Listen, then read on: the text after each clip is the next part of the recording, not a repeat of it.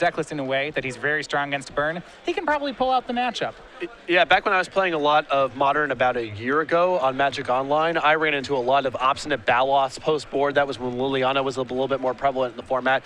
There's a lot of different cards people can go to. Yeah, now, and Sean, I'll tell you this, he's not going to make this easy for Jim. He does have 2 copies of Kitchen Finks in the main, as well as a Sorin Solemn Visitor. Game 1 might be rough. We'll get to the sideboard in a bit here.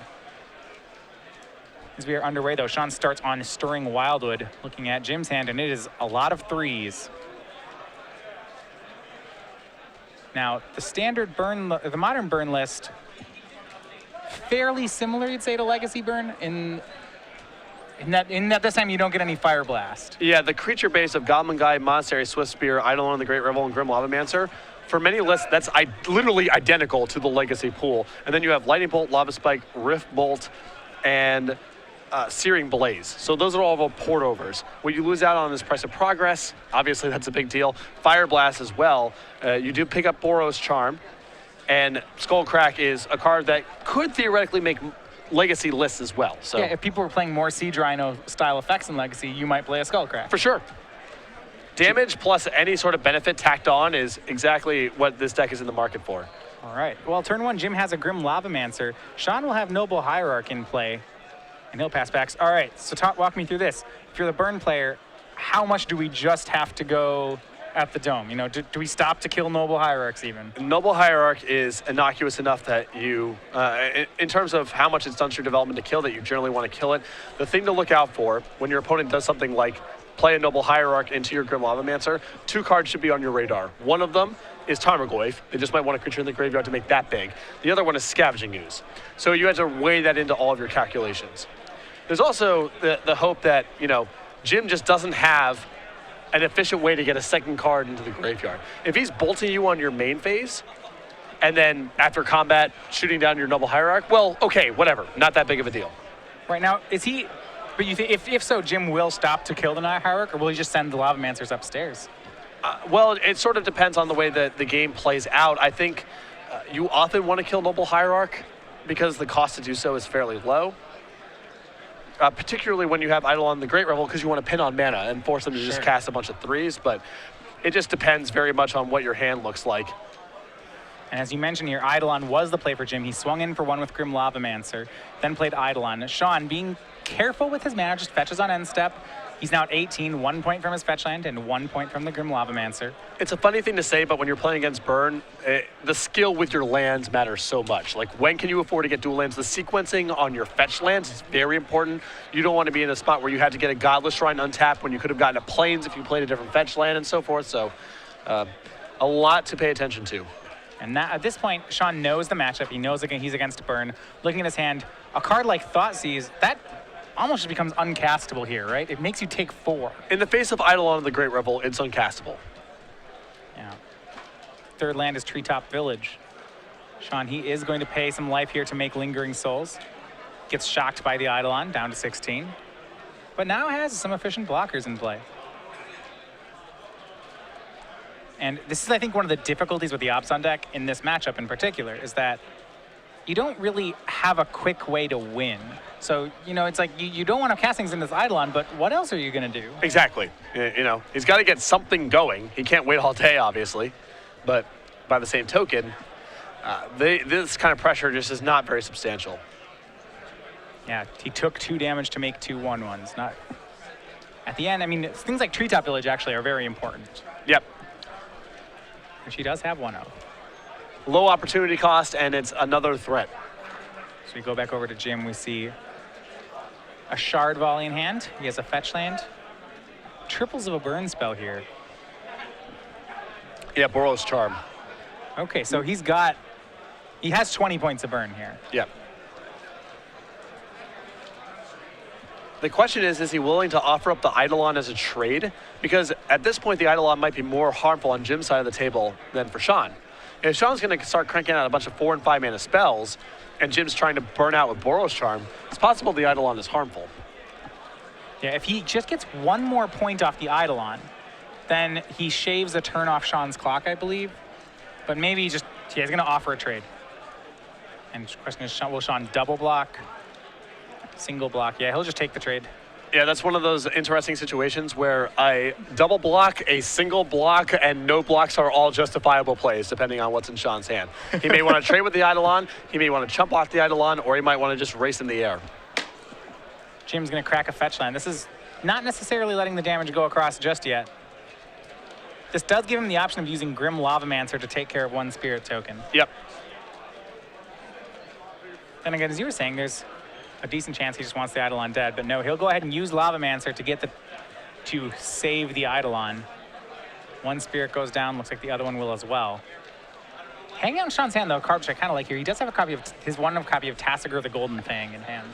Yep. This play, also, the flip side of this, is not clear that Jim wants to do this too. This is very complicated, because again, if Sean starts cranking out Tassigers. high mana, high impact threats, the Eidolon might end up harming Jim quite a bit. I think the tiebreaker at the end of the day is that you don't really want to put a creature in the graveyard when Scavenging Ooze is one of the cards you're worried about. Jim will just pass back here. We go over to Sean. This is turn 4. Does have a Treetop Village in play. It's helpful. Has Stirring Wildwood in play as well. So he has a lot of mana lands, a lot of threats he can make without playing into the Eidolon. That is really slow, though. Right. I mean, it's not really slow. Yeah, it's not quick enough. And if your whole turn is animate my Treetop Village, attack you, and Jim has a bolt, Then he's racing you. Yeah. Or he's killing your treetop. It's a disaster. So in Sean's hand, Tassiger, Abrupt Decay, Thoughtseize. So Tassiger's not shabby, though extremely slow. And all the other cards, Trigger, Eidolon, a lot of them don't impact very much. Yeah, Tassiger's at least, he blocks everything here. That's worth something, right? With Jim having his hand face down like that and 2-man up, like, yeah, it blocks, but... That's going to be the play. Exiling Lingering Souls to just cast Tassiger. Empty graveyard. But it is a 4/5. It's big. Jim will end step, send a Boros Charm upstairs. 2 to Jim, 4 to Sean. Boros Charm is also big. In a different way, but it's also big. Boros Charm every turn races at the same speed as Tassiger. Just makes you lose a card, but if you have enough cards, it's fine. Draw for Jim is a copy of Searing Blaze.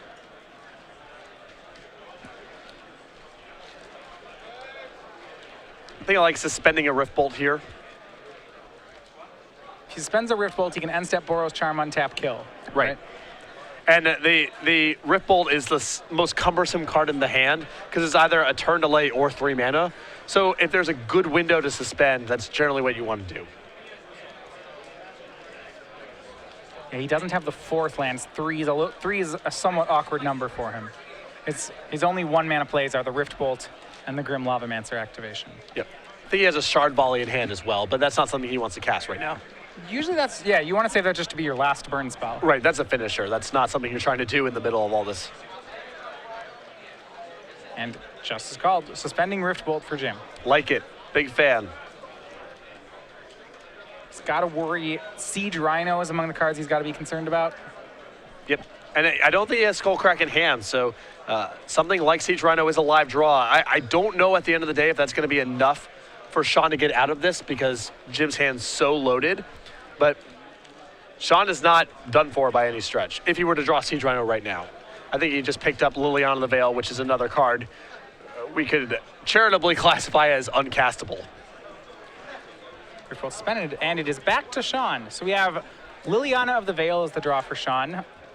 Liliana actually early in the game is a card that can be pretty decent against a burn. Oh, turn 2 Liliana of the Veil on the play is an opening I've lost a lot to from this style of deck. Right. At this point in the game, it doesn't seem like it's going to do enough. No, I don't think Sean's going to get to untap after this turn, no matter how he plays it out. He doesn't know that, so, he's going to play it out here, but... So if Jim plays this right, this one's in the books. I think he's got some margin for error. If Jim plays this wrong, this one's in the book. Yeah, I think if Jim isn't, bolting himself when it's all said and done, I think he'll be okay game 1. Yeah, and this kind of gameplay right here is one of the reasons why I think the common sentiment was that this was a hard matchup for Opson. Like, the game 1s are very tough. A lot of Sean's cards, you just don't do anything. Yeah, how many draw steps has Sean had that's just... I don't want to play this. This doesn't do anything. I can't cast this. Yeah. He's had a lot. Tassiger swings, and the Eidolon of the Great Revel will go ahead and jump in front.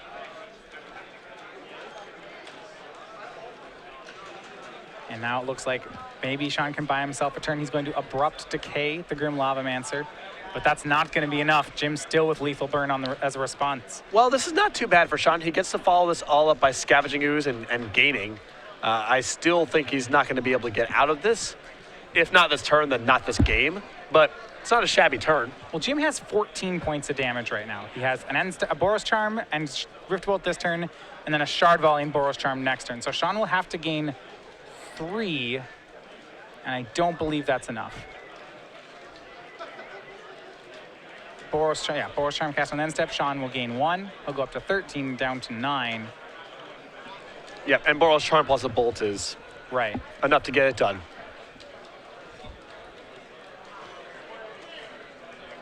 So you go down to 9, untap, 6. I miss Magic sometimes. Miss throwing burn spells. This feeling is so good. There you go. Game 1 over to Jim Davis. I'm going to be 50 years old and not sick of doing that. Just makes me sad sometimes, that's all. Sideboard time. All right. What we got going? Well, looking at sideboard. Jim got the easy game. And this is, let me tell you, Sean showed up ready for this matchup. Looking at Sean, I'm going to go Sean's sideboard first here. First of all, he has 2 copies of Duress. Those are excellent against burn. Hey, it's a 0 life way to get rid of a burn spell. He has a copy of Feed the Clan in his deck. That's a gain 5 with an off chance of gaining 10. He has 2 copies of Timely Reinforcements in his deck and a copy of Thragtusk. Yeah, that's quite a bit. Yeah, no two ways about it. He's got a lot.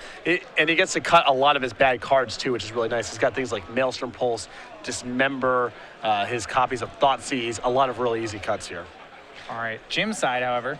3 Molten Rain, 2 Core Firewalker, a Torpor Orb, 2 Skull Cracks, a Lightning Helix, a Searing Blaze, 2 Path to Exile, 3 Destructive Revelry.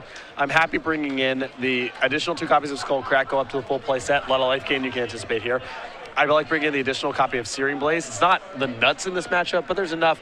Attacks Scavenging Ooze a good percentage of the time, gets Noble Hierarch off the table. Good against Treetop Village. There's enough going on.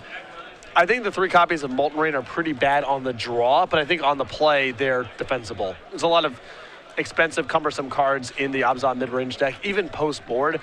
And, got to cut him off those mana. You can't let him get to things like Timely Reinforcements. Yeah, so these players are getting ready for Game 2. If you've been watching us today, you may have noticed we've had some new pins on our jacket, and those pins have to do with SCG Game Night. Game Night launched last year and now is in full swing. Every week, you go, if your store registers for Makes a Night SCG Game Night, you will get free pins and tokens added to the prize pool. This week coming up in March, these are the pins we have, are the Rat token. You see the pin over there on the left, you can wait store as long as these really adorable looking little guys next to there, the 1/1 creatures. Yeah, this is the kit for March. Every week we send out a new package of pins and foils to give out to your players. You can run the Game Night on any day of the week, sanctioned or unsanctioned, whatever format you want. Just get players to your store for some fun and friendly magic.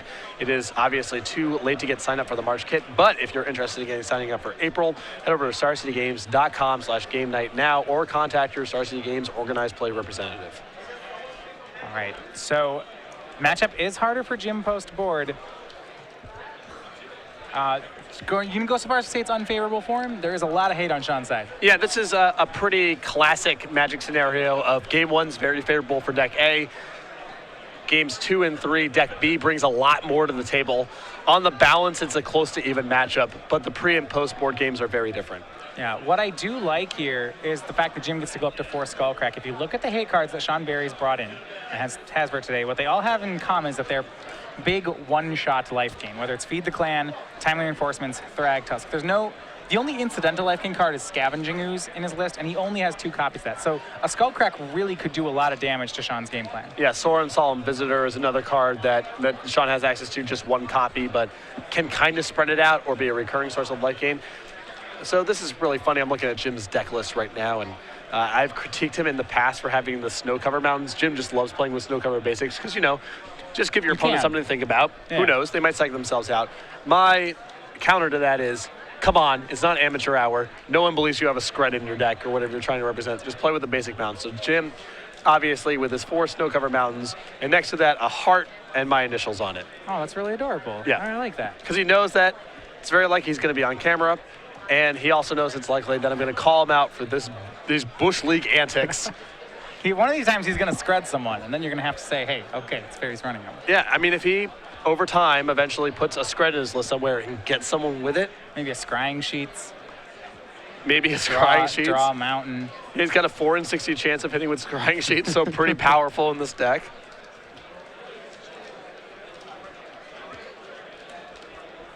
Yeah. Game 2, Sean will be on the play. Looking at the game plans that they're going after here, it does seem like Noble Hierarch's really important on Sean's side. He's got to get an early threat, I would think, whether that's a turn 2 Kitchen Finks, turn 3 Siege Rhino, something like that. You know, he needs to be more proactive. That last game he didn't have damage in play, and that's really what got to him. Yeah, the flip side of it is the burn deck is kind of all, the burn deck actually post-board slows down most of the time because it's de-emphasizing its creatures. Because you don't want to play a lot of creatures against Abzan. They have a lot of removal spells on top of Tarmogoyf and Scavenging Ooze, so there's incentive to get away from that kind of stuff. You want to become, in my opinion, more of just a straight burn deck and sit on Skullcrack as your form of interaction. But that does reduce the speed of your deck because most of your most explosive openings involve turn 1 Goblin Guide, turn 1 Monastery Swiftspear, turn 2 Eidolon the Great Rebel on the play. They incorporate those cards, but against Abzan, I like getting away from those kind of effects. Yeah. We're underway here. Sean Berry down a game. He'll be on the play. Remember, winner of this will lock up a spot in day 2. 7-1, good enough to make it on.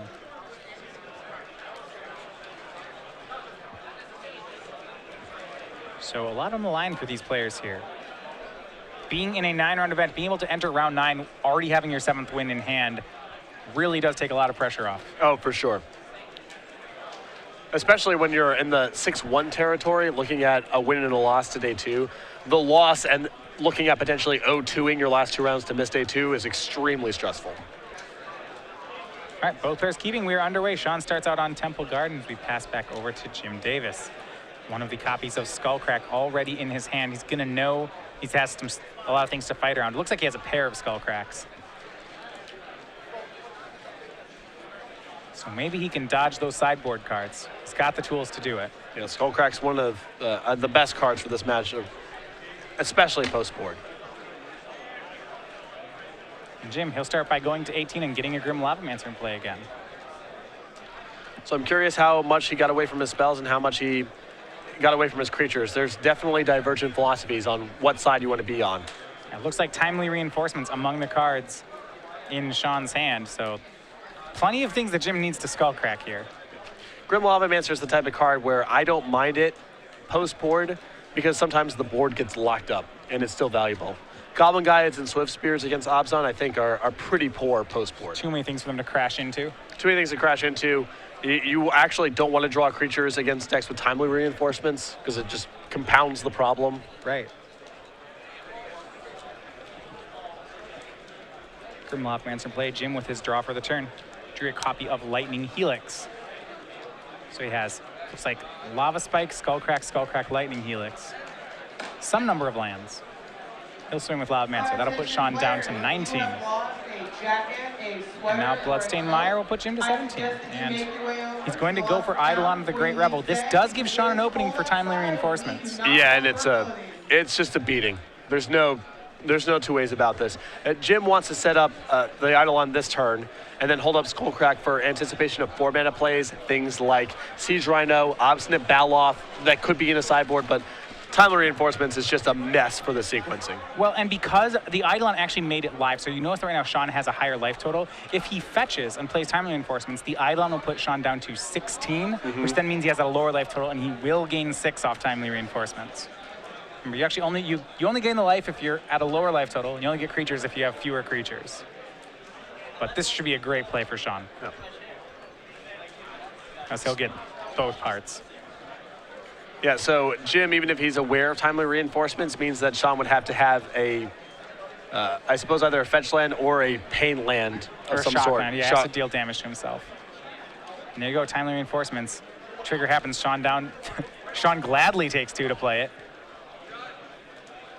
I think Jim might be asking a judge if he can forget his own trigger. I don't believe he can. I mean, he can, but then Sean can request that it happens. Right. Which Sean would do. So we'll go down to 16, now up to 22. So was the danger of this play great enough? You know, maybe Jim has to stay back and hold up Skullcrack as early as turn 3? No, I don't think that's a winning play either, because the Eidolon's just rotting in your hand. With Burn, you had to use every resource. You don't have things left over. So just saying this Eidolon's a mulligan, I don't think is acceptable either. Sure, and you can't wait until 4 mana to play it. Right. All right, so both halves, Sean goes up to 22 and gets 3 soldier tokens into play. Jim now staring down a much less favorable board state. I would love to see if there's some way to track the results of what my win percentage is against timely reinforcements. It's real low. I don't know what the actual number is, but it's that bad. Oh yeah. Jim's gonna give it a try here. He'll start by shocking with Stomping Ground, going down to 15. Looks like just passing the turn. Hand of Skullcrack, Grim Lavamancer, the second one, Lightning Helix, and Lava Spike. 12 points of burn and a second Grim Lavamancer. Still has a ways to go. He has 10 more he has to get through. Yeah.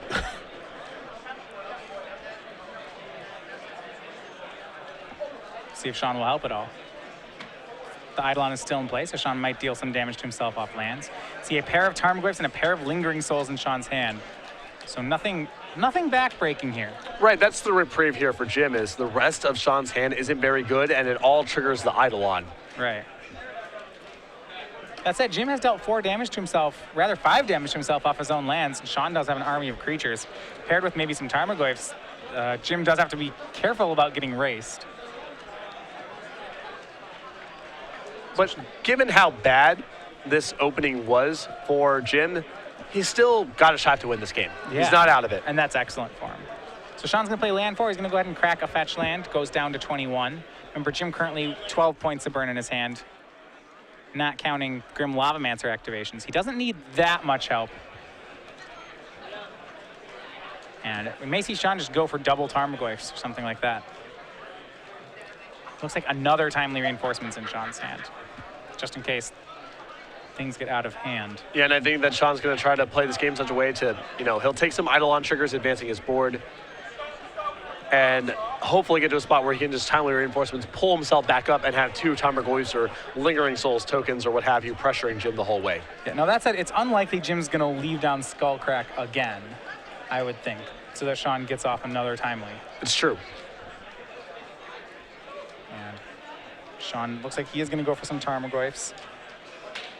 So he'll take 2 for this one and 2 for another one. So he's dealt 5 to himself here, gotten himself down to 17. But he has a lot of power on the board now. 2 Tarmogoyfs makes, they're only 2 3s at the moment, but they threaten to get a lot bigger here.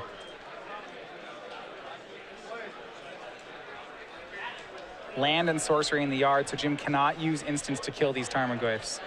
They're here to stay. I don't think he's using anything to kill these Tarmogoyfs. Yeah, Lightning Helix goes upstairs. Jim up to 18, Sean down to 16. And then Jim down to 16 because of the Eidolon. Yeah, it's not as strong as it could be. It's a combo deck. Yeah. Eidolon plus Lightning Helix, the rebate.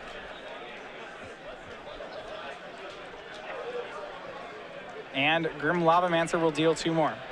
So total, Sean down to 12. Jim with 9 points of burn in hand. Looks like he may still have enough to get this done. Yeah, he's got Skullcrack at the ready too. So any of the big chunks like Siege Rhino, that's not going to work. May see him Lava Spike here. Doesn't seem out of the question.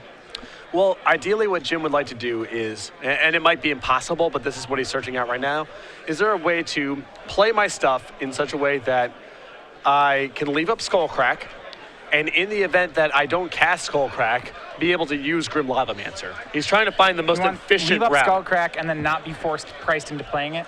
Yeah, exactly. So if he has something like Lightning Bolt and Lava Spike in his hand, for example, then it's very easy. He has another copy of Lightning Helix in his hand, so that actually he can leave up 2, and he can crack or Helix depending on what Sean does. Yeah, right. But the mission is there a way to also ensure that there's a Lavamancer activation rolled in no matter what happens? Might not be possible, but right now Jim is searching for that route. This turn, I don't think he'll have he doesn't have a 4th land, so he may just be, he doesn't have enough 1-mana spells to do all this stuff. I think so too. I think he's too glutted with 2s. So he can Lava Spike here. That's still being efficient with his mana. You'll deal 3 to you, 2 to me play. Deal slightly more to you. Right. He's still up. Yeah, Sean goes down to 9. Up. Yeah, Jim actually has 9 more points of burn in his hand. 2 Skullcracks and a Lightning Helix do seal it off. Well, he needs land number 4 also. You're right. For him to do it in the next turn, he does need land 4. Drop here for Sean is Liliana of the Veil. And despite resolving timely reinforcements, you run into this problem where 1 Skullcrack may just be enough to get Sean. Yeah. Well, the big problem is that Sean's hand has not allowed him to play around Eidolon at all. He's drawn neither a removal spell nor just random 4-mana stuff to put into play. He's caught the worst end of it past the timely reinforcements. His hand's just Lingering Souls and Liliana of the Veil.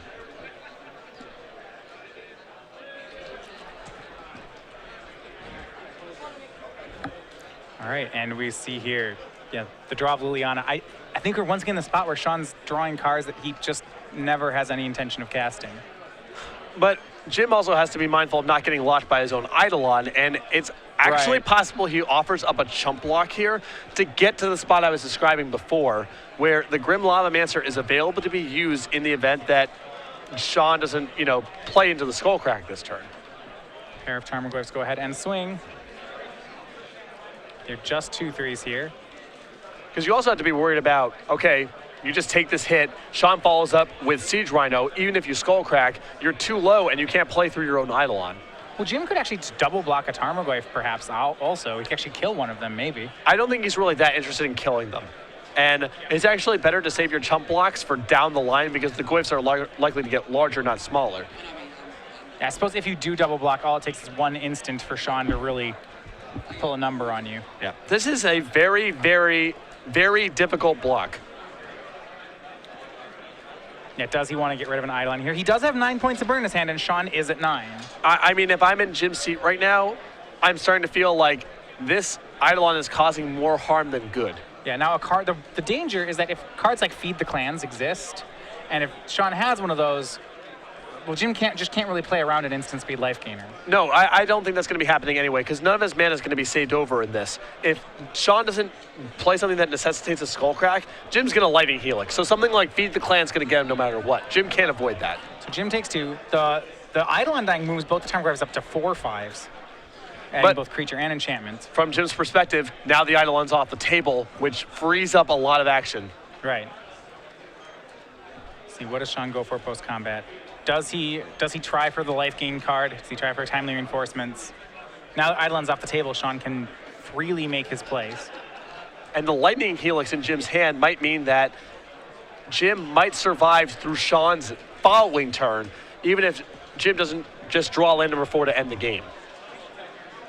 If Sean plays Liliana and pluses it, he might be able to get enough of Jim's... probably still can't get enough of Jim's burn spells. That's a dangerous route, right.